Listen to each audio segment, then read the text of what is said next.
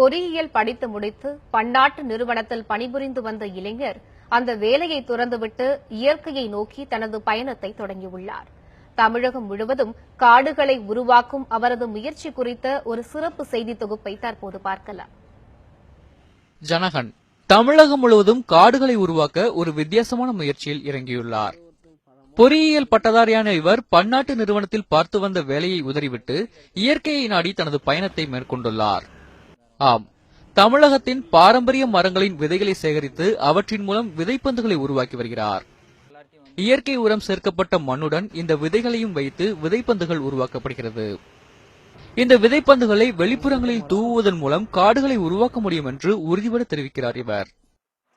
நம்ம ஒரு மரம் 2 மரம் வச்சு வளர்த்துறதோட இது விதைப்பந்துகள் எப்படி பாத்தீங்கன்னா காடுகளா உருவாக்க முடியும். நம்மளால போய் ஒரு செடியை வச்சு வளர்த்த முடியாத இடத்துல நிறைய விதைகளை நம்ம தூவலாம். வெறும் விதையை தூவுனீங்கன்னா அது வீணா போறதுக்கான வாய்ப்புகள் இருக்கு.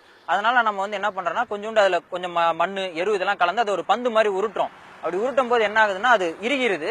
மத்த இதெல்லாம் எதுவும் நடக்காம இந்த பூச்சியோ இல்ல மத்த வண்டு இந்த மாதிரி விஷயங்களால இந்த விதை வீணாகாம அது பாதுகாக்குது. அதுக்கான தண்ணி எப்ப கிடைக்குதோ அதுக்கான சூழல் எப்படி அமையுதோ அப்ப அந்த விதை முளைச்சு வரதுக்கான வாய்ப்புகள் அதிகமா இருக்குது. அது முளைச்சு வரும்போது அங்க ஒரு உயிர் சூழல் உருவாகும். நம்ம அந்த இடத்துல நம்ம போய் ஒரு செடியை வைக்கணும்னா அதுக்கு நம்ம தண்ணி ஊத்தி எல்லா வேலையும் செய்ய வேண்டியது இருக்கு. ஆனா அதுவே முளைச்சு வருது அப்படிங்கும் போது நமக்கு அந்த சிக்கல் கிடையாது. அதுவே அதை தகவமைச்சுக்கும். இப்ப ரோட்ல இருக்க செடியோ மரங்களோ இப்ப இங்க சுத்தி இருக்க இடங்கள் பாத்தீங்கன்னா எல்லாமே நிறைய புல்லெல்லாம் இருக்கு. அது மழை கிடைக்கும் போது அதை வளர்த்திக்கும். ஆனா மழை இல்லங்கும் போது அது உயிரை பாதுகாத்துக்கிட்டு அது அப்படியே வளராம இருக்கும்.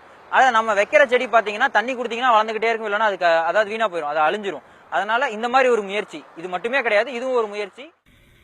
சமீபத்தில் வர்தா புயல் ஏற்படுத்திய தாக்கத்தால் சென்னையில் உள்ள பல்வேறு மரங்கள் வேரோடு சாய்ந்தன. இந்நிலையில் இழந்த மரங்களை மீட்டெடுக்க பல தன்னார்வலர்களின் மூலம் இந்த விதைப்பந்துகள் தூவப்பட்டு வருகிறது.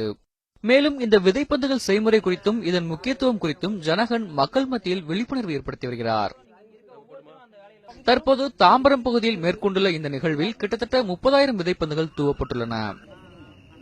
நான் இப்ப தாம்பரம் நண்பர்கள் குழு ஆர்கனைஸ் பண்றாங்க. இந்த விதைப்பந்துகள் போட்டு அது மரமா வளரும்னு சொல்லிட்டு.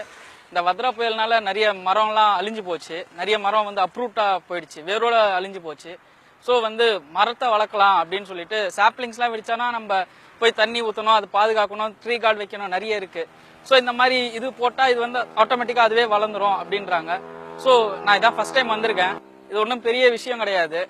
சீட் பால்ஸ் அப்படியே தூக்கி போட்டா போதும், அது பாட்டு தண்ணியில வந்துட்டே இருக்கும். அது பாட்டு பல்வேறு இடங்களில் தூவப்படும் இந்த விதைகள் ஒரு நாள் துளிர்த்து தமிழகத்தை பசுமையாக மாற்ற வேண்டும் என்பதுதான் இவர்களின் நம்பிக்கையாக இருக்கிறது. சென்னை முழுவதும் மரங்களை வளர்க்க விதைப்பந்துகள் என்ற ஒரு வித்தியாசமான முயற்சியை இளைஞர்கள் கையில் எடுத்துள்ளனர். பாரம்பரிய நாட்டு மரங்களை வளர்க்க வேண்டும் என்ற இவர்களுடைய நோக்கம் நிறைவேற வேண்டும் என்பதுதான் அனைவரின் எதிர்பார்ப்பாகவும் இருக்கிறது. ஒளிப்பதிவாளர் அகிலனுடன் பிரசாந்த், நியூஸ் 7 தமிழ், சென்னை.